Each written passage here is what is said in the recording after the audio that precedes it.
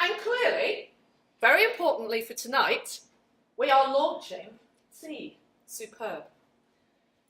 So, I'm going to hand over to Jonathon, but I'd just like to say a little bit more, if I may.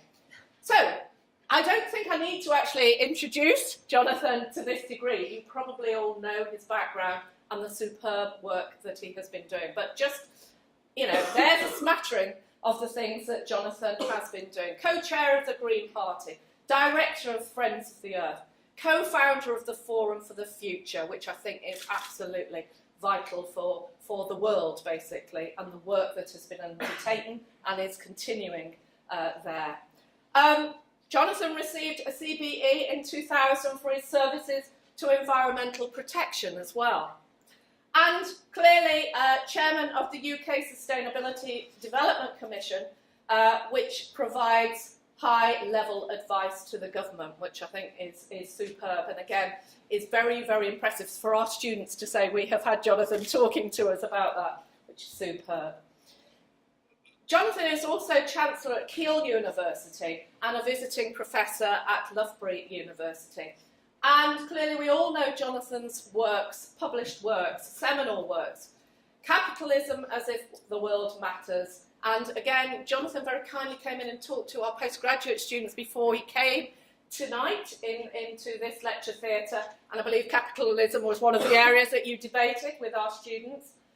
And clearly, The World We Made is the current new book. And some of you will know Jonathon's website and be familiar with the book. And I think it's an absolute excellent read. And maybe Jonathon's going to share some of that with us tonight. But I'm going to shut up now. And I'm really going to ask you to welcome with me Jonathon Porritt, who is going to be our keynote speaker on sustainability transformation, our roles.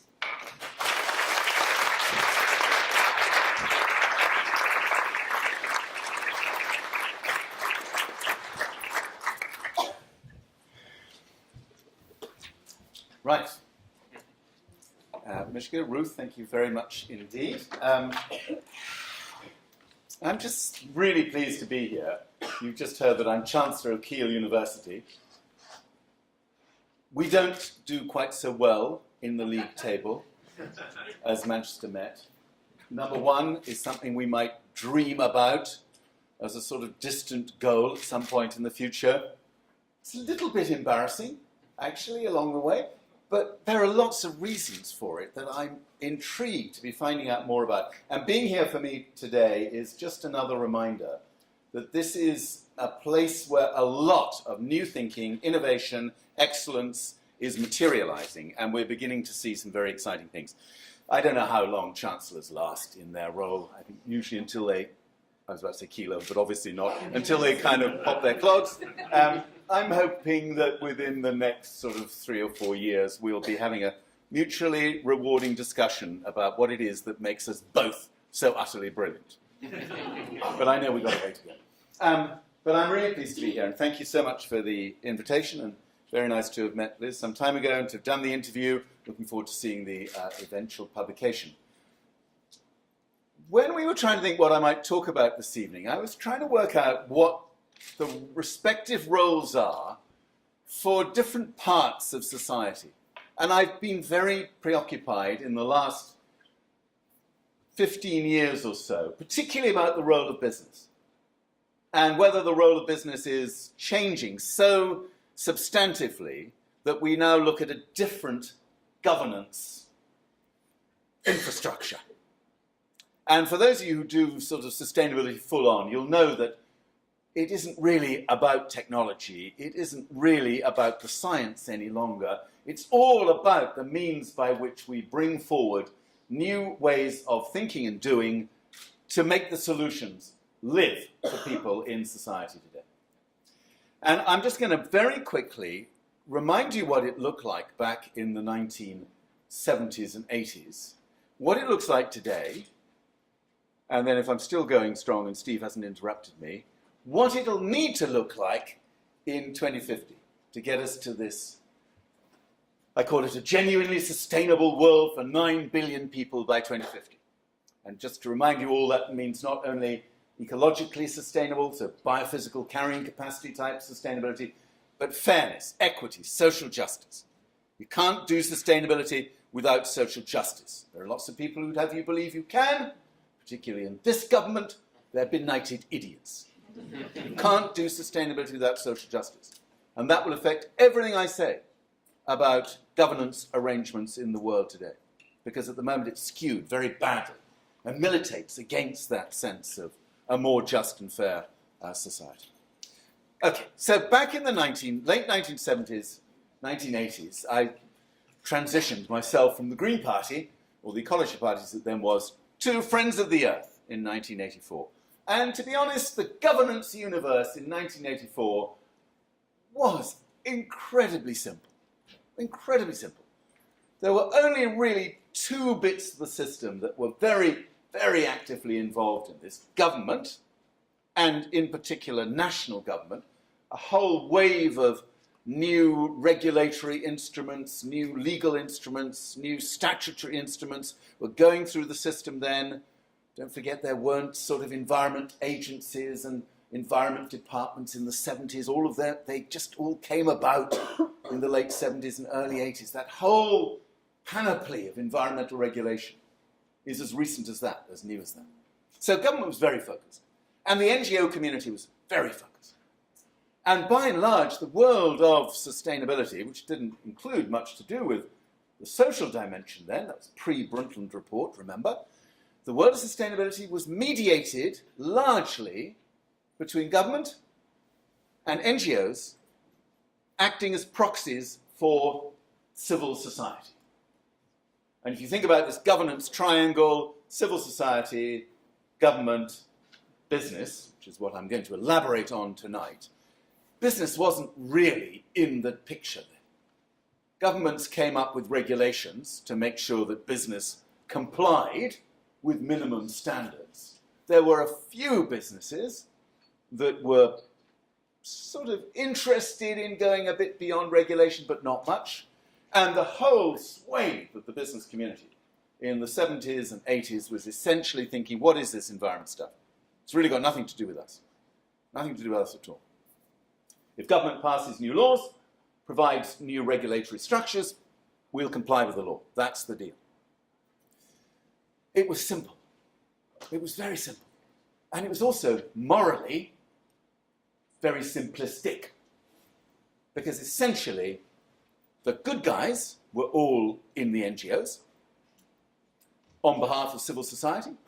We were, I used to call this my Star Wars sort of metaphor for how the world works. The good guys, the Luke Skywalkers of the world, Princess Leia, just to get the gender balance in here, were all obviously on the side of the angels. We did incredibly brave and courageous things with our lightsabers to take down the bad guys, the Darth Vaders of the world, the dark side of what was happening at that time, mostly in government and business. Government was sort of a bit neutral. It was meant to hold the ring between business and civil society. The cosmology, the whole sense of this was immensely simple. It was a sort of black and white world. There were goodies and baddies. And I have to admit, looking back on it now, not just Friends of the Earth, but many organizations then lived on this sort of high ground of moral superiority. And we looked down our ever so cultivated middle-class noses at everybody else making a complete mess of the planet. I'm simplifying, obviously. But it was sort of simple like that. It really was. The media would try and comment on this, and scientists were becoming increasingly aware of the contribution they had to make to this emerging set of critical issues in society. Okay. Now, scroll forward to where we are today. Fortunately, not at the same speed the Deputy Vice Chancellor had to go at, but scroll forward to where we are today. Very impressive. I like that. And it looks very different now. It looks remarkably different. When you talk about these three corners of the governance triangle, government, business, and civil society, those relationships have changed very substantially indeed. And whereas governments were largely making the running on sustainability issues in the 70s, 80s, and through to the 90s, these days you do begin to wonder whether it is possible for governments to move any further backwards than they've been doing over the course of the last 10 years.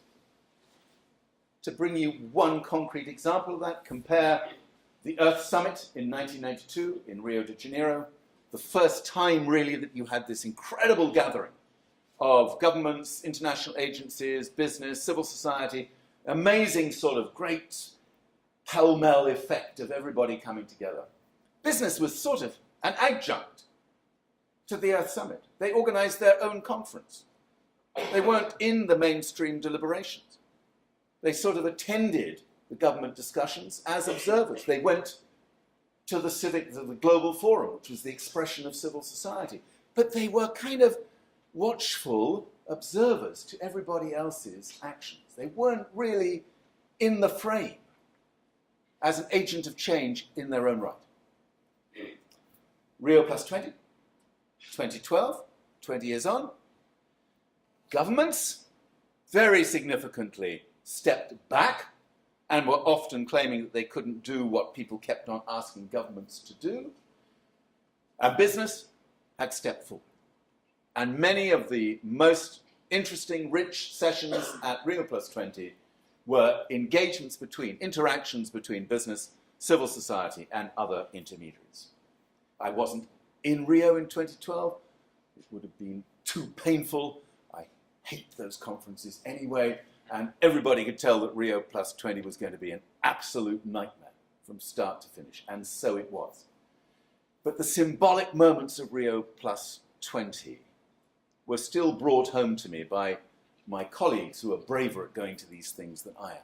And there was one extraordinary moment, apparently, where the Consumer Goods Forum, which is essentially a coalition of some of the world's largest retailers and fast-moving consumer goods companies, enormous consortium, net firepower, just incredible to look at. The Consumer Goods Forum was congratulated by the US government delegation for picking up the challenge of bringing an end to deforestation in the world today.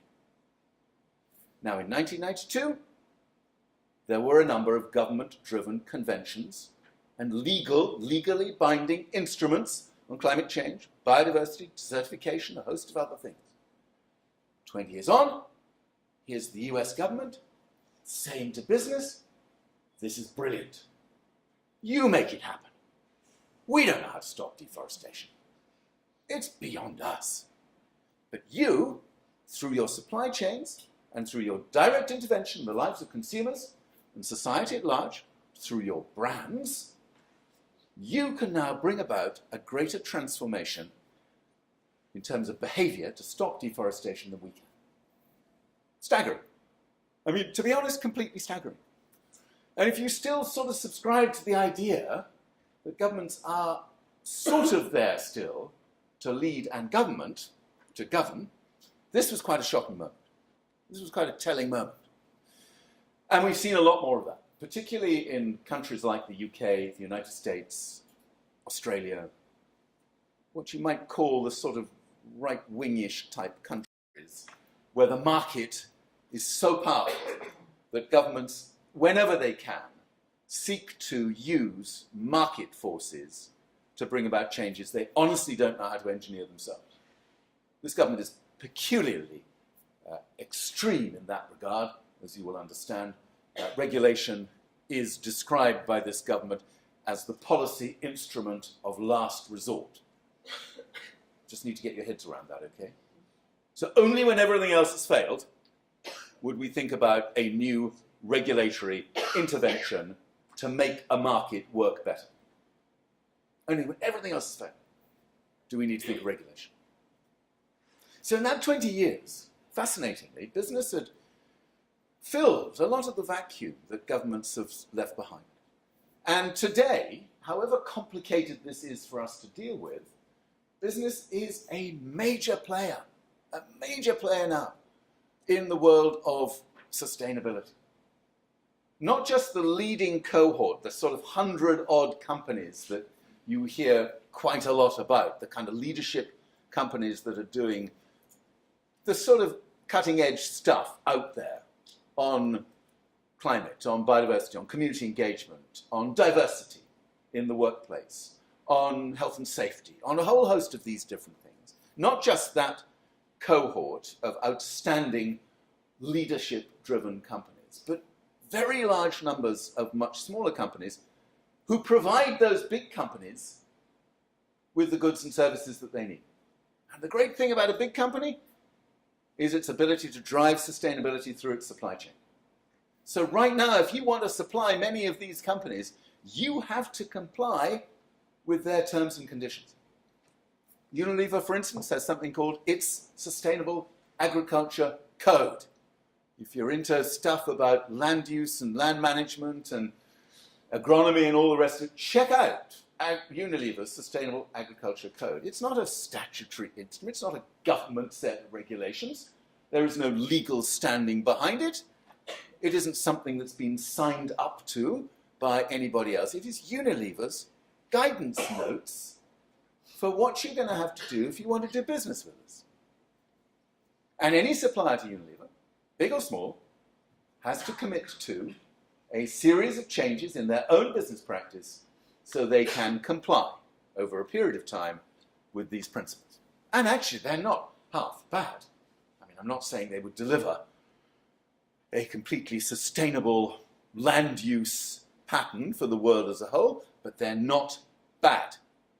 And they are way, way better than the minimum conditions set in statute by governments. Way better. Now, for me, this is complicated. Very complicated. I was brought up in a world where business was told what to do. And governments essentially told business what to do, and consumers told business what to do. And business then did what they were told to do to provide the goods and services of the kind that people want in the way that government wanted them to do. That isn't our world any longer. That's just not our world. Many businesses now are shaping the way in which markets make sustainability available to people today. I love all this. Whereas once it was a kind of Star Wars simple cosmology, the goodies and the baddies, now it's massively complicated. In any ethical debate, you hardly know where you're going to end up.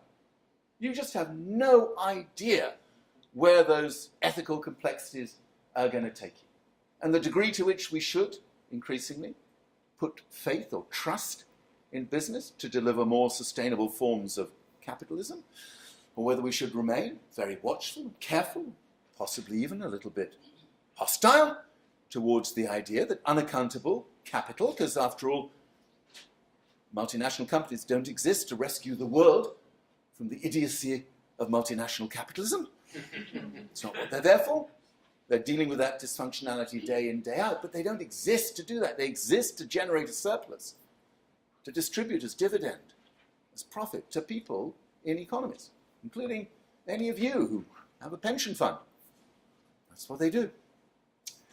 So it's interesting. It's more nuanced, subtle, fascinating, psychologically. And meantime, the role of everybody else has changed as well. The role of science has changed dramatically.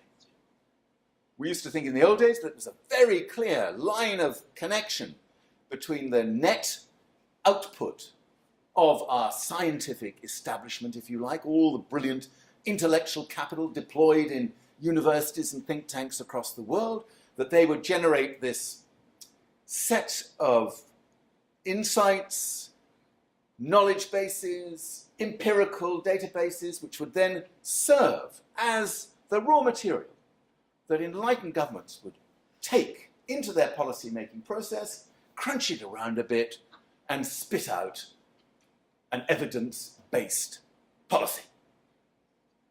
That was the theory. That was the theory. It was a great theory.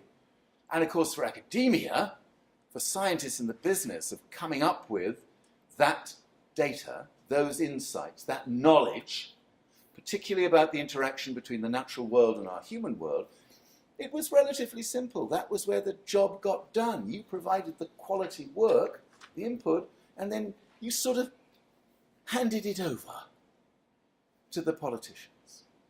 And actually, if you want to see how that still works in practice, I don't recommend this unless you're in really serious need of boredom therapy.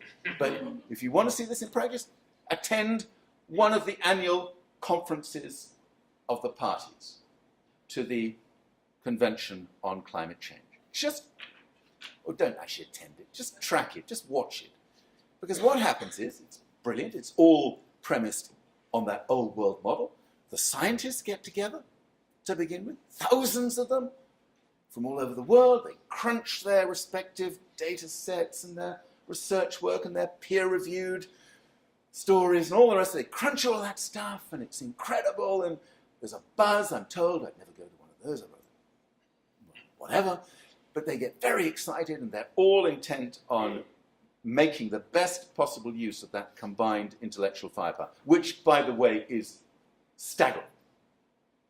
Unbelievable to see the intellectual firepower marshaled now to make sense of climate change. And unbelievable to see the way in which it is traduced by right-wing media and redneck contrarian politicians. There's never been a greater expression of combined academic, intellectual genius than what we've done to understand climate change. It is an extraordinary story.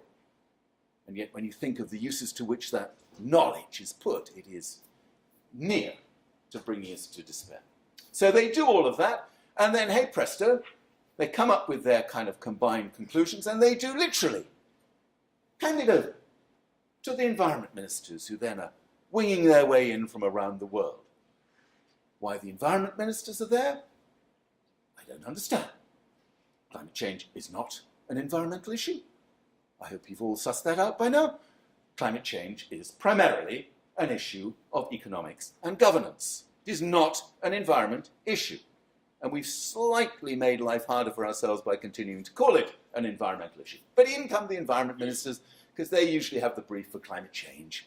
So they all fly in and they say, oh, okay, that's interesting. Oh, I don't know, that's not going to work. And then they know that their prime minister or some bigger wig is about to descend from the skies, and they will hand over their sort of thoughts so far, probably getting a resonance here from Copenhagen. And then all the leaders descend, and then they're meant to crunch an agreement. And at that point, politics kicks in and solve the science. I literally solved the science. Gone. Just gone at that point. Dispiriting. So we've lost that connectedness between bodies of information, research and knowledge and policy-making processes.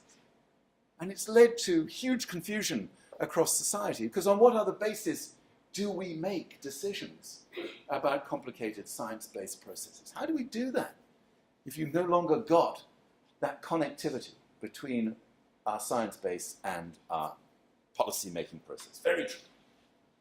So we're in a complicated place right now. Okay, still got a few minutes, I think. On to 2050. What does the world look like in 2050? And thank you for keeping my book in front of you all this evening. That's so helpful. You know, sustainable capitalism, there you are. I don't have to bring out a copy and flog it. You're just getting the permanent reminder, little endorsement every time I say something. That's great.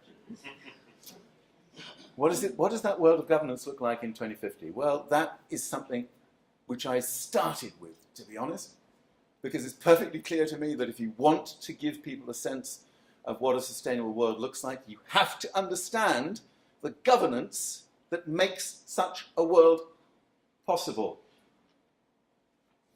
The book is full of, I hope, wonderful stories about technology. I've never really been terribly keen on technology, if I'm being absolutely honest. When I was in the Green Party and Friends of the Earth, we sort of were conscious of all that techie stuff going on over there. But most people who got over-enthusiastic about technology were dangerous to us. We called them techno-fixers, because all they could talk about was technology as the answer to all our problems. And they refused to talk about anything else. They wouldn't talk about the structure of capitalism. They just talk about technology, and you'd say, oh God, no. Look, there may well be technologies that will help us, but you have to get to grips with the deeper structural issues in our society. So there's always been a very strong historical strand of techno-skepticism in the Green Movement, and it's still a pretty lively part of the Green Movement.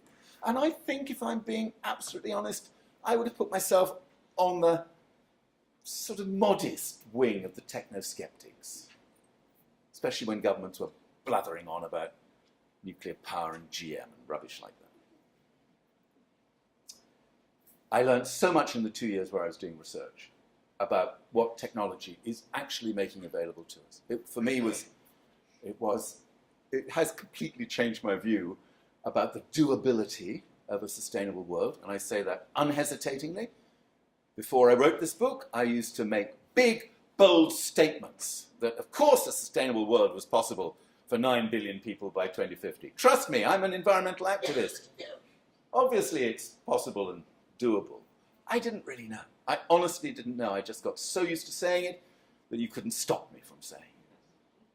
I've had a chance to check in with what's going on in the world of innovation and technology, and it has been breathtaking.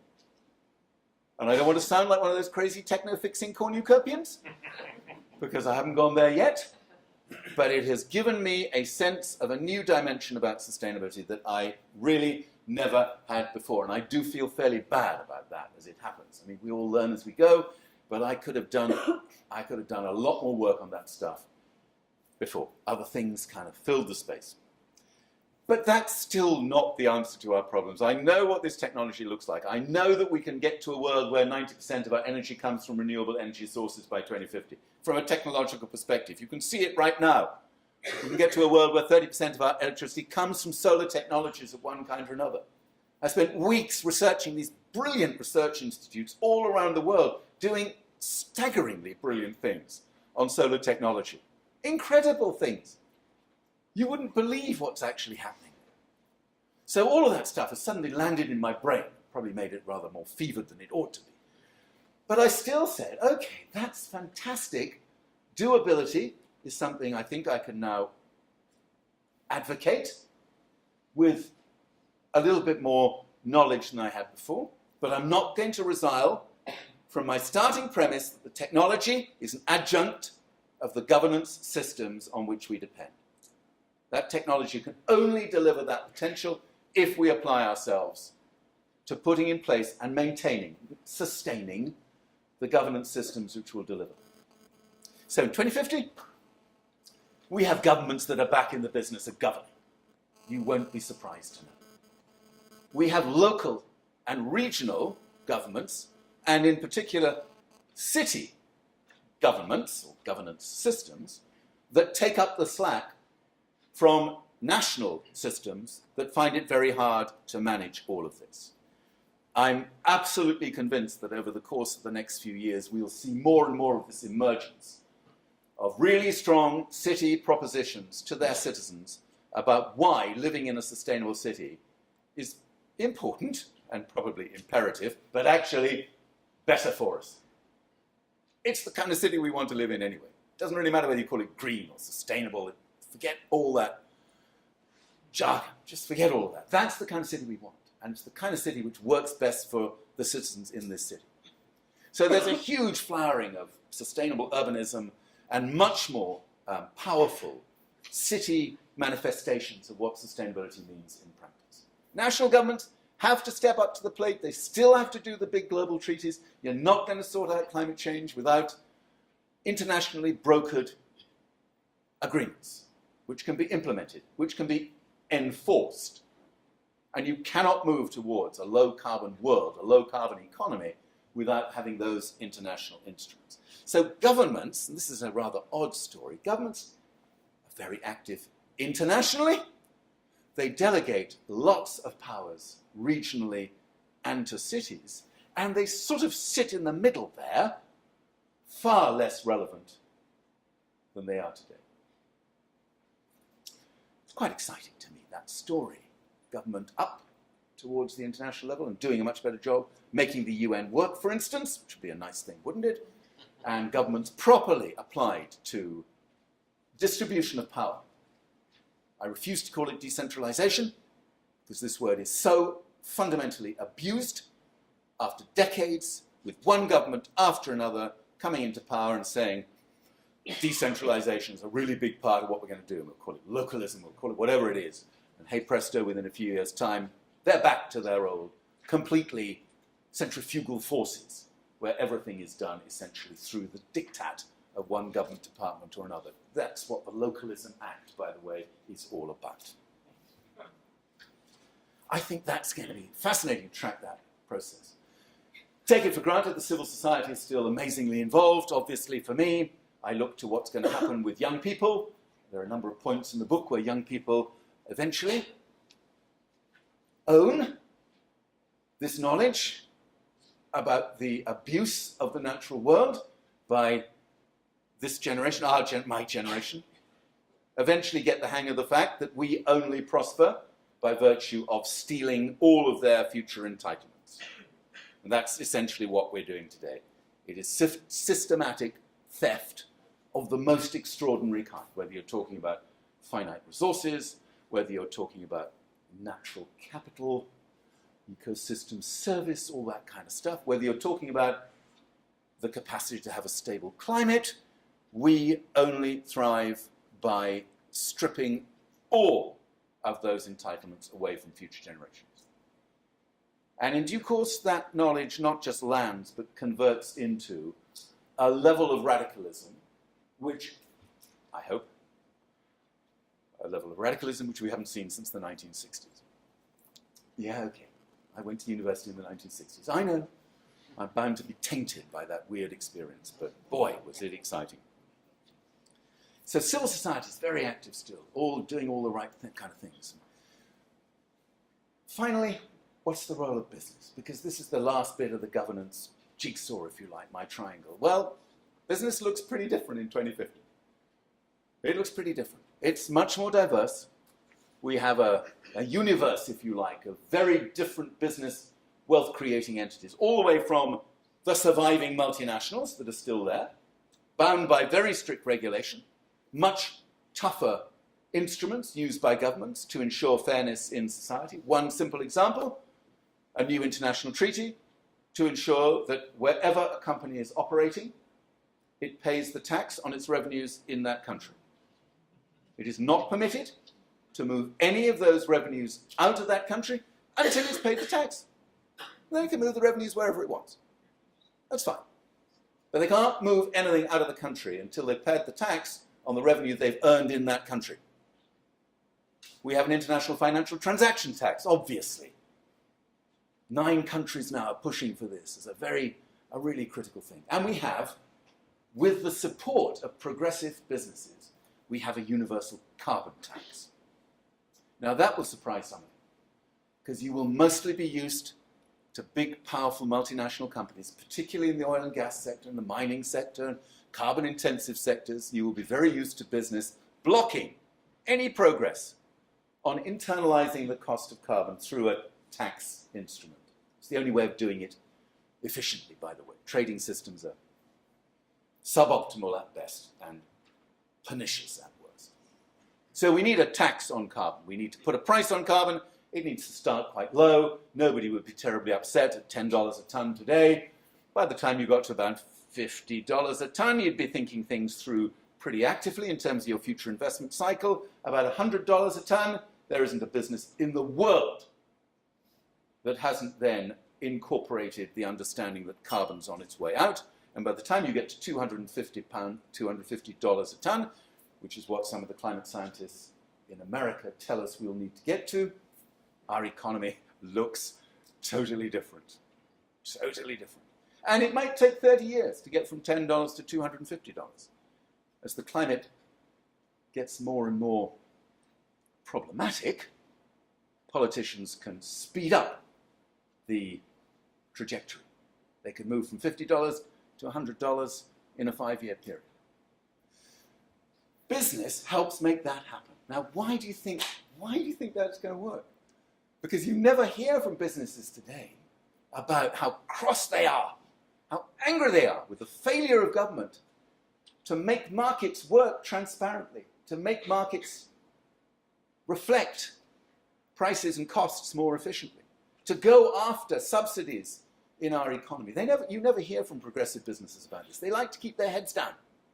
But keeping your heads down any longer as a leading business is getting very dodgy, because they look at the same data set that governments look at in terms of the impact of accelerating climate change on their future markets, and they think to themselves, that's not good.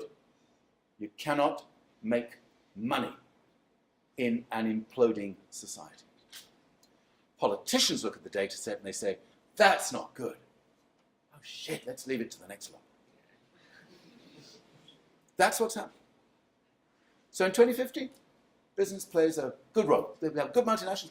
We have a massive, wonderful flowering of community organizations, cooperatives, B Corps as they're called, all sorts of new governance systems that make companies more accountable to the community, to society, to future generations, all of which is already thought through, worked out. I've looked at all of these amazing ideas about how to make wealth creators play a more constructive, embedded role in society. So you have to hope that that's part of the deal.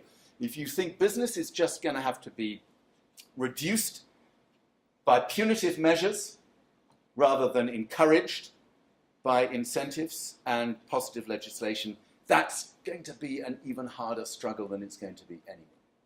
So part of the hope is to look to a different role for business in these new governance systems. The role of HE, of course, in that world, we might want to explore that now in the Q&A. He's a very good chair, you see. He's got exactly the right technique. He doesn't say, stop, Jonathan, you're 30 minutes up. He just leans forward. Of course I saw it. You know, we do body language in this world, of course. So I know I've got to come to an end. And I haven't really done justice to the world of HE and what happens to the world of HE, but boy, is it an important player in the whole system. And actually, seriously, I know how to end anyway, but what's going on in universities like this, talking about the three things: the university as a community, which is critical, the university as a business, because universities are big businesses now, I don't need to remind anybody of that, and universities as places of learning and teaching to encourage young people to understand what this world looks like is critically important. And I honestly do love what you're doing about embedding sustainability in your curriculum. I am blown away by that. I'm going to nick all of that and take it straight back to Kiel, obviously. We are doing a bit on that, but we're finding it quite difficult. I don't know whether you're finding it difficult or not. Probably not the occasion to own up to how difficult it is, but we're finding it really difficult. So we need a more effective learning process than exists at the moment. So I'll stop there and look forward to some questions. Thank you very much.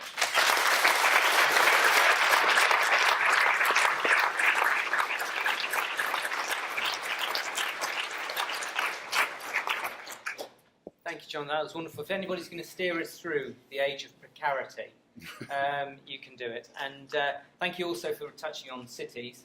We're not ashamed, going back to boosterism, we're not ashamed of a bit of Greater Manchester boosterism. We are trying to do our bit as a city that's kind of had a bit of a thing to play in the Industrial Revolution, so we've got some ground to make up.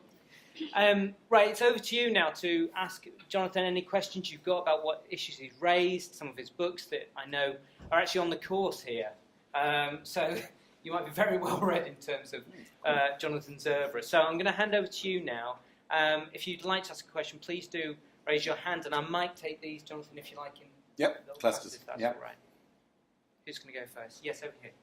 Okay, would you mind telling us your name, actually? Jack Christian from the Accounting and Finance and Economics Department. Would you agree that the current political discussion around sustainability, such as it is too anthropocentric? And if so, how do we change it to a more ecocentric approach, valuing nature for what it is, rather than just as a resource? Okay. He did warn me he was going to be asking another difficult question. Thank you very much. So I have to write this one down. I'll unpack anthropocentric for you in a moment. Well, Jonathan's writing that one down. Any more? No, I'm not going to write the whole question down, obviously. Yeah. I'll take a couple more questions over here. Thanks. Phil Corbell from the Carbon Literacy Project. Jonathan, we're not at the stage yet where there are votes in low carbon or a price premium in low carbon. There are technical fixes. I'm so glad that you're painting that positive picture. Can it come in time before the chaos of climate change really hits us and messes up our capacity to bring in the technological fixes? Thanks, Phil. I'll take one more before Jonathan comes back. I'll take you. I've seen other hands, so we'll come back to you, but one more and then we'll go up there. Thank you. Ray Georgeson from the Resource Association. Hello, Jonathan. Hi. I run a trade association for the recycling and the reprocessing industries. I happen to be an exiled Mancunian who is at home. So I'm very glad to be here. My question is about the debate, and I hate to call it a debate, about climate change and the insistence of the BBC on requiring balance in the debates that they continue to broadcast. And your thoughts on that, and if there is anything, I think you are a person who could probably go and have a word with Chris Patton about it, but something must be done. Something must be done. No, you're right. Okay, I'm going to start there. I'm going to work backwards. Oh, look, I blogged about this idiotic business about pairing up Nigel Lawson, former Chancellor of the Exchequer, paid stoolie for the fossil fuel industry, leading light in a think tank that is funded by God knows what nefarious sources. You may think I'm at risk of being sued by Lord Lawson. Don't worry, there's no risk of this whatsoever, because then he'd have to reveal who funds his wretched think tank, okay? So the more slanderous I can be about Nigel Lawson, the more I think we've got a chance of getting this into the public domain. So if you've got any more choice insults for me, I'd like to get to the grips with them. So you pair someone like Lord Lawson, Nigel Lawson, with Brian Hoskins, who is one of the most brilliant scientists in general, and climate scientists in particular. Gentle, quiet, modest, astonishing man. And you put the two of them together, and you think you're going to have an intelligent debate about climate change. And honestly, it does astonish me that the BBC still thinks this is an appropriate way of having a debate about climate change. They have had such a response from people, happily. I'm not sure, I don't know, I'm not sure it's going to happen. Everybody's saying if you want to have some expressions of different opinion about climate change, you've got to pair a scientist with a scientist. You've got to pair a bull pit terrier like Lawson with another one, and I volunteered, obviously. I can't see, he needs a little bit of competition on that source. But it's worrying, because lots of people do listen to this. But actually, don't worry about this. It's changing. I read this amazing survey the other day, because you may think we have a really tough situation with our media here in the UK. That's just the BBC, by the way, which is meant to be one of the most progressive media forces in the world. I'm struggling not to mention the Daily Mail, obviously, or anything like that. You may think we've got a problem. In comparison to America, we are a haven of incredibly civilized, intelligent, science-based coverage of the state of the world. In America, it is a complete nightmare. Here's the latest survey done in America in January. No less than, or no fewer than, 55% of people in every state in America, including the most redneck blue states, the conservative states, no fewer than 55% of people now subscribe to the basic hypothesis about man-made climate change. No, 55%, despite Fox News. This is staggering. And what's done it? Weird weather. Weird weather. They don't call it climate change yet. If they call it anything, they call it global warming still. That was a mistake on our part. They call it weird weather.